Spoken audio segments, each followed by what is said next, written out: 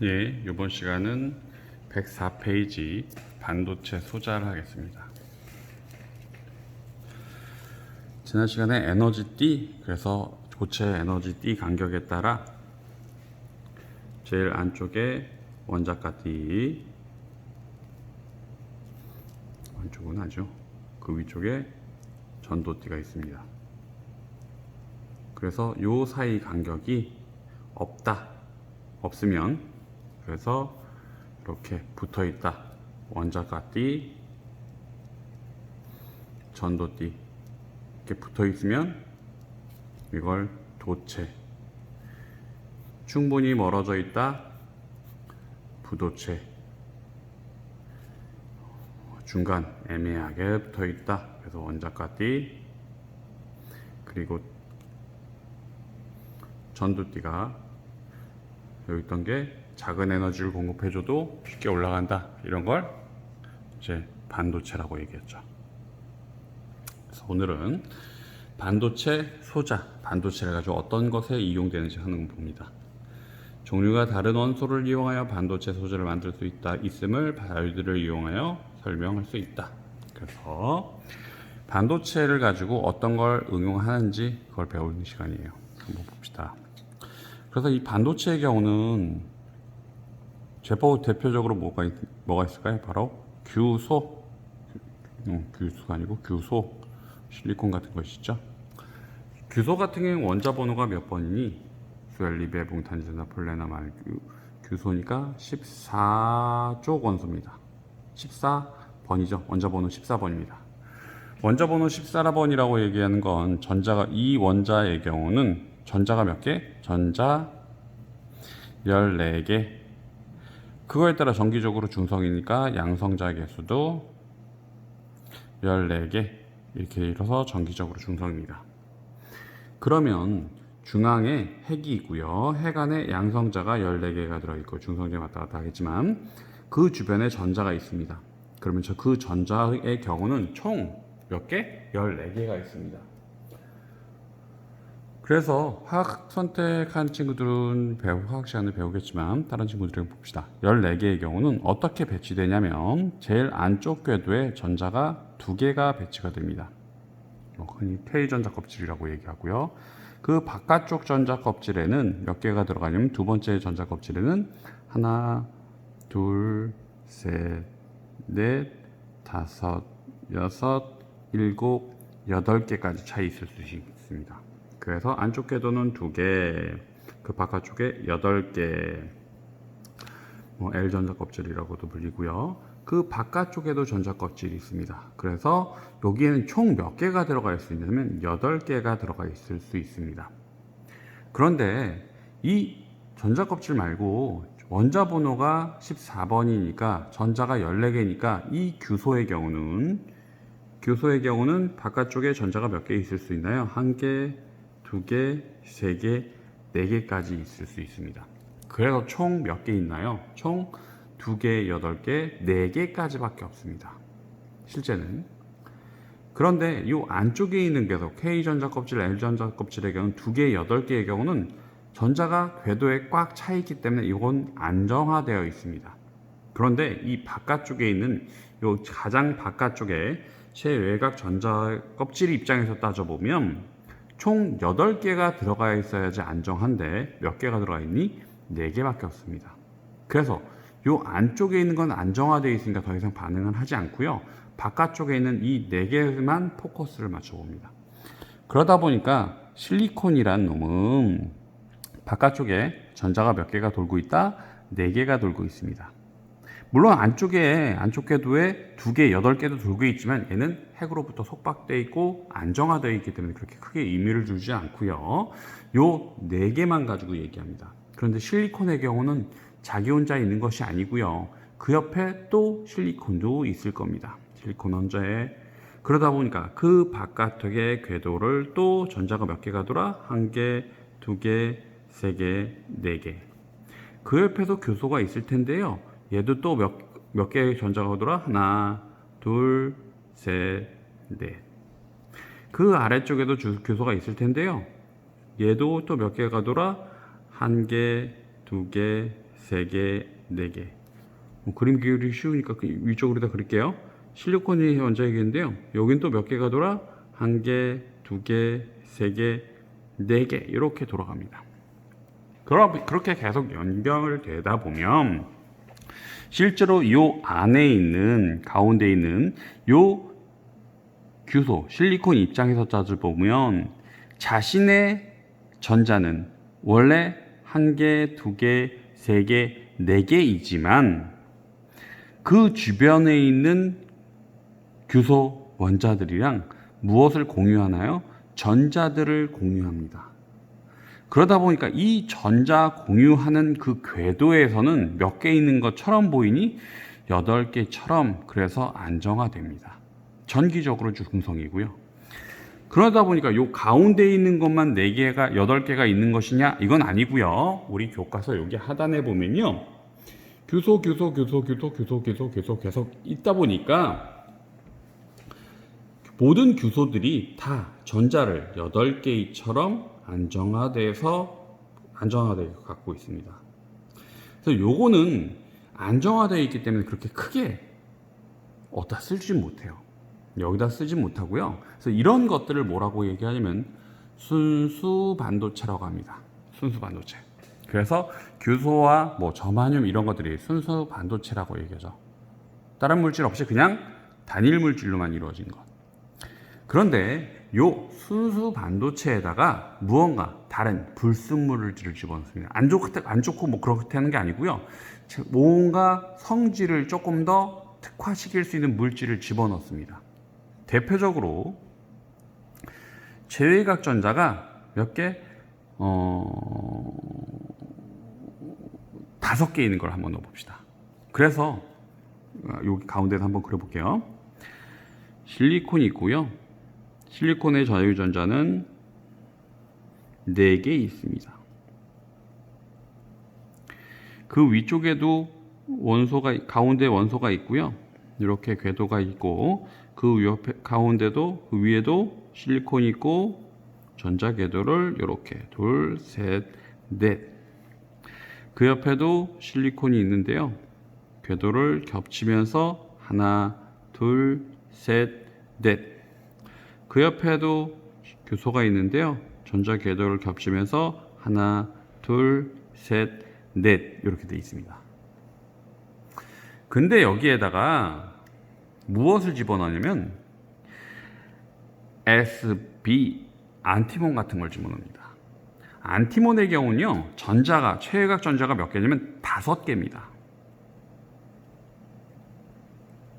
전자 5개를 집어넣어. 그러다 보니 최외각 전자가 5개이다 보니까 이 전자 궤도를 공유할 수 있는 건 1개, 2개, 3개, 4개 하고 5개가 되다 보니까 뚱딴지같이 딴 곳에서 하나가 남아 도는입니다.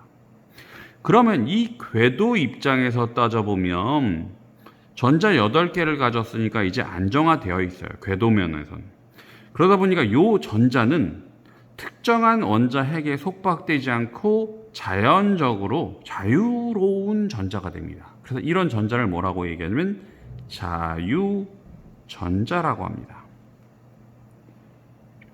그래서 자유전자가 풍성한 많은 원소를 반도체를 만들려면 최외각 전자가 몇 개인 5개인 물질을 집어넣습니다. 그래서 이런 반도체를 뭐라고 얘기하면 요거 전기적으로 따져보면 얘는 중성이에요. 하지만 자유전자가 많죠. 네거티브입니다. 그래서 이런 걸 이제 뭐라고 하면 N형 반도체라고 합니다. 그래서 N형 반도체의 경우는 무엇이 많다? 자유전자가 많은데요. 왜 자유전자가 많아? 규소와 같이 순수한 반도체는 최외각 전자가 4개이지만 최외각 전자가 하나 더 많은 5개인 물질을 집어넣으면 N형 반도체가 됩니다. 그래서 이런 대표적인 물질이 교과서에 보면 뭐가 있니? 바로 인, 그리고 또 비소, 그리고 또 안티모니아.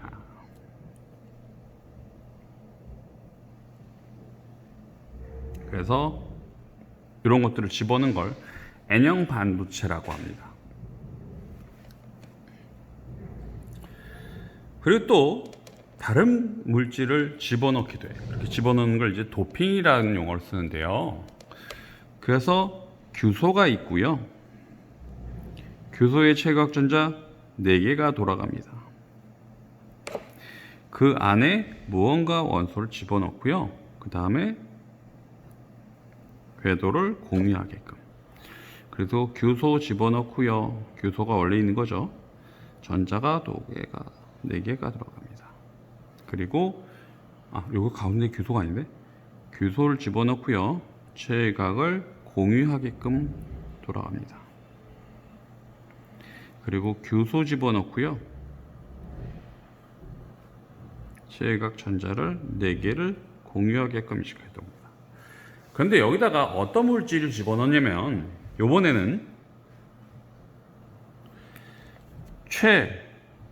최외각 전자가 3개의 물질을 집어넣습니다. 3개의 물질을 집어넣다 보니까 최외각 전자가 3개니까 대표적으로 뭐가 있냐면 붕소가 있습니다. 붕소의 경우는 최외각 전자가 3개니까 1개, 2개, 3개 밖에 없어요. 그럼 보자. 그럼 안쪽에 있는 궤도는 다 안정화 있으니까 그렇다 치고 요 궤도 입장에서 따져보면 지금 현재 몇 개가 있나요? 1개, 2개, 3개, 4개, 5개, 6개, 7개 있습니다. 그래서 요 규소에다가 최외각 전자 3개의 물질을 집어넣어 버리면 얘는 전기적으로 뭐니? 중성이야. 전기적으로 중성인데 어떤 문제가 있냐면 요 전자 껍질, 전자 궤도 입장에서 따져보면 전기적으로 중성이고 그건 난 모르겠고 어떠려는 성질이냐면 자신이 안정화되려고 하는 노력을 합니다. 자신이 안정화되려면 최외각 전자가 몇 개가 있어야 돼? 8개가 있어야 돼. 그런데 몇 개가 필요한가요? 1개만 가지고 오면, 다시 말하면 외부에 있던 전자 하나를 가지고 오면, 하나를 가져와서 여기다 채워 넣어버리면 요 전자 껍질이 안정화됩니다. 그러니까 이 전자 껍질 입장에서는 어떠려는 성질이냐면 외부에 있던 전자를 끌어와서 채우려는 성질이 있어. 정기적으로 중성이지만 전체적으로 따져보면. 그래서 밖에 있는 전자를 끌어들이네. 그러면 요거는 전자 마이너스를 끌어들이네. 다시 말하면 여기에는 플러스의 성질을 가지고 있는 무언가 있다고 얘기합니다. 그래서 이걸 양의 성질을 가지고 있는데 안에 뭐가 있는 거니 없는 거니? 없는 거지. 블랭크. 양의 성질을 띠고 있는 공간. 그래서 이걸 양공이라고 합니다. 오케이? 그래서 요 규소 순수 반도체에다가 최외각 전자가 3개의 물질을 집어넣으면 무엇이 만들어진다? 양공이 만들어집니다. 물질을 얘기하는 건 아니에요. 입자를 얘기하는 건 아니고요. 양의 성질을 가지고 있는 블랭크를 얘기합니다. 그래서 이런 반도체를 뭐라고 얘기하냐면 포지티브 반도체, 그래서 P형 반도체라고 얘기합니다. 그래서 P형 반도체에 집어넣는 도핑하는 불순물들의 경우는 최외각 전자가 3개의 물질을 집어넣습니다. 그래서 어떤 물질이냐면 알루미늄, 그래서 원소기호는 Al, 그리고 또 붕소, 이런 것들을 집어넣죠. 그래서 이런 것들을 이제 순수 반도체, 그래서 요거의 경우는 규소, 그리고 또 저마늄 같은 것이 있죠. Ge. 이런 것들을 이제 순수 반도체라고 얘기하고요. 얘는 정기적으로 안정화되어 있으니까 그닥 어디다 쓰지를 못합니다. 그래서 요걸 어디다 무언가 다른 물질을 집어넣는, 다시 말하면 도핑이라는 과정을 거치고요. 그 도핑이라는 과정을 거치는데 최외곽전자가 5개의 물질을 집어넣으면 자유전자가 많아져서 N형 반도체, 네거티브 반도체. 그래서 그 물질은 인, 비소, 안티몬 이런 것들을 집어넣고요. 순수 반도체에다가 최외곽전자가 3개의 물질을 집어넣으면 무엇이 만들어진다? 양공 같은 것이 만들어지고요. 그 양공이 많은 반도체를 뭐라고 하냐면 포지티브 반도체. 그래서 그 최외곽전자가 3개의 물질들은 어떤 것이 있다? 알루미늄, 붕소 같은 것들이 있습니다. 그러면 요 N형 반도체의 경우는 자유전자가 많고요. P형 반도체의 경우는 양공이 많습니다. 그러면 요거 가지고 무엇을 하냐? 요거 각각 따로 가지고는 어디다 쓸 수는 없고요. 요것들을 무언가 접합을 시킵니다. 그런 것이 바로 뭐냐면 다음 페이지에 나오는 PN 접합 다이오드라는 거죠. 그래서 PN 접합 다이오드라고 얘기하면 P형 반도체와 N형 반도체를 접합시켜.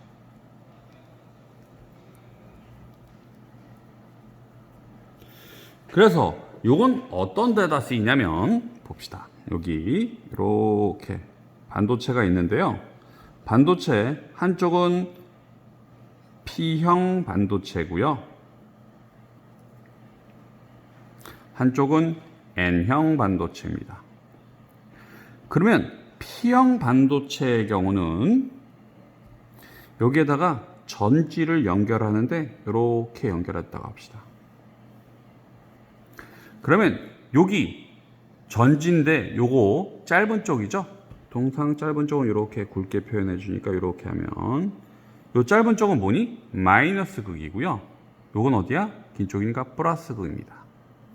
그래서 P형 반도체는 무엇이 많다고 그랬어? 양공이 많습니다.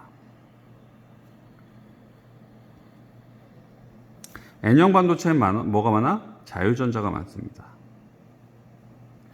이 상태에서 스위치가 달렸는데 스위치를 닫아줘 버리면 여기선 전자가 많으니까 여기선 전자가 이쪽으로 쭉 회로가 전류가 흘러가서 전자가 많을 거예요.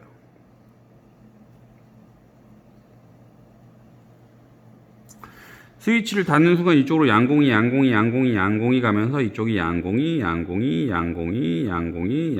이렇게 충분히 많아질 겁니다.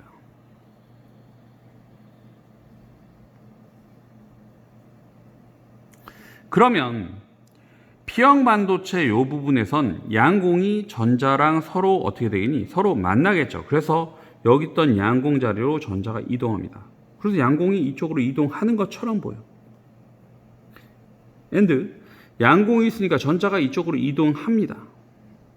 전자는 실제로 이동하는 거고 양공이 움직이지는 않고 양은 블랭크니까 거긴 비어있는 공간이니까.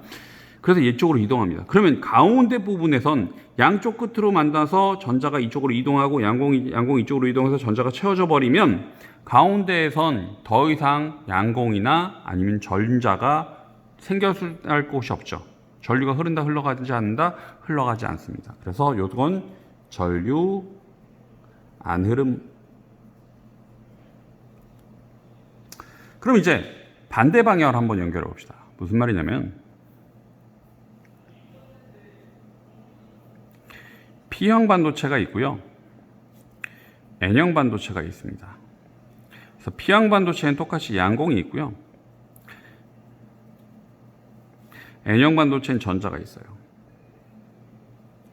그 다음에 이제 스위치를 달고 이번엔 전지의 극을 바꿔서 연결합니다. 그러니까 이쪽이 플러스고 이쪽이 마이너스예요. 그래서 스위치를 닫습니다. 그러면 이쪽에 있던 양공이 쭉쭉 공급되죠.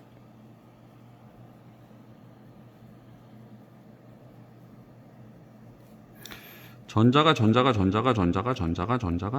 이렇게 공급됩니다. 그러면 플러스끼리는 서로 어떻게 되니? 밀어냅니다. 마이너스끼리는 어떻게 돼? 밀어냅니다. 그 다음에 이제 접합면을 봅시다. 접합면을 보면 접합면에 왼쪽엔 분명히 양공이 있었어. 양공이라고 얘기하는 건 구체적으로 플러스를 가지고 있는 입자가 아니고 뭐니? 비어있는 공간입니다.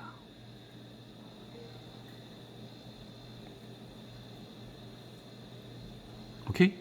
다시 말하면 플러스를 띈 입자가 아니고요.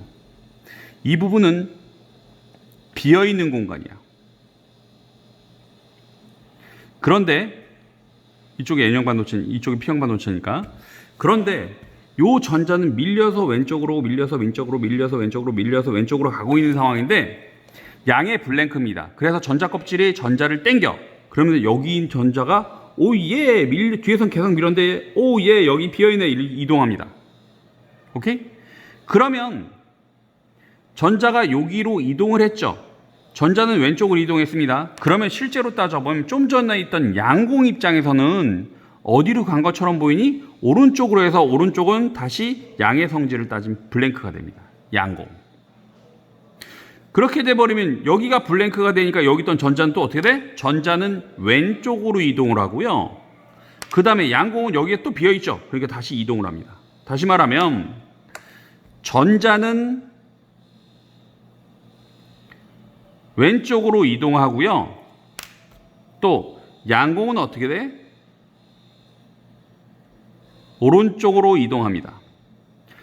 전자의 이동 방향이랑 양공의 이동 방향이 이동을 하는데 전자가 왼쪽으로 계속 갑니다. 계속 가는데 오른쪽에선 계속 전자를 공급해 주죠. 전지에서 전자가 계속 나오니까. 그러니까 계속 공급받은 전자가 계속 왼쪽으로 이동합니다. 왼쪽에서는 양공을 공급받아서 계속 양공이 오른쪽으로 이동해요. 그래서 어떻게 되니? 전류가 흐릅니다. 그래서 이런 경우를 P형 반도체가 마이너스가 연결되어 있다. 이런 건 전류가 흐르지 않는다. 그래서 역방향이라고 하고요. P형 반도체를 플러스가 연결하면 전류가 흐릅니다. 이런 방향을 이제 순방향이라고 합니다. 그래서 PN 접합 다이오드를 전지에 어떤 방향으로 연결했느냐에 따라 순방향, 역방향에 따라 그래서 전류의 방향을 특정한 방향으로 흘릴 수도 있다, 흘리지 않을 수도 있다. 이런 걸 이제 정류 작용이라고 합니다. 이번 시간은 여기까지 하겠습니다.